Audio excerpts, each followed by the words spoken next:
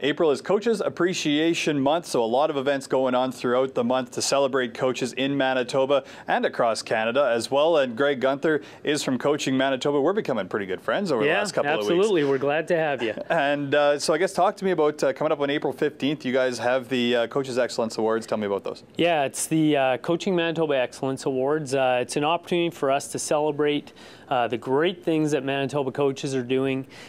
We have 4 categories. Also, we have Manitoba Aboriginal Sport and Recreation Council Coach of the Year Awards. And really, you know, it's a fantastic event that's proudly supported by Manitoba Lotteries. Obviously, a lot of time and effort goes into being a coach and, you know, working with athletes, working with teams, trying to get them to perform at the highest level that they can do. Talk to me about those categories that some of the coaches have been nominated for. Yeah. Well, you know, one coach I'd like to, you know, recognize is Bill Johnson, who is wheelchair sport. He's the head coach of the women's national wheelchair basketball team, who will be competing in London. So we've got that level of coach right down to grassroots developmental level coaches in our Vince Lee category. So we try to recognize the full stream of coaching. Also, we recognize coaches that have been volunteering for 25 plus years.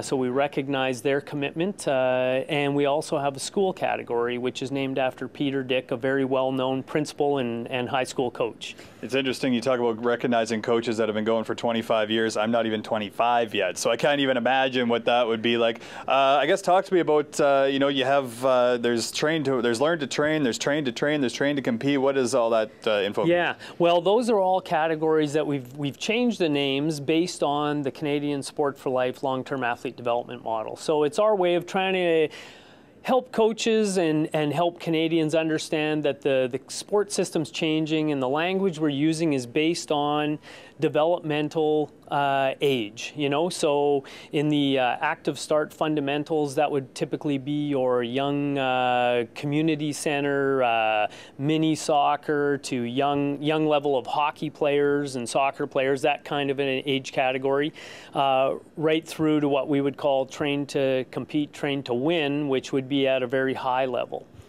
All right, so I guess if people want more information on the Excellence Awards or anything to do with Coaches Appreciation Month, where can they go? They can come to coachingmanitoba.ca, and a list of all the coaching seminars that are happening during the month of April are in there. So if you're a soccer coach, you'll find that there's a soccer super seminar. And it's not just things that are in Winnipeg, it's actually all over the province. So Brandon has a clinic that's geared on grassroots developmental coaches.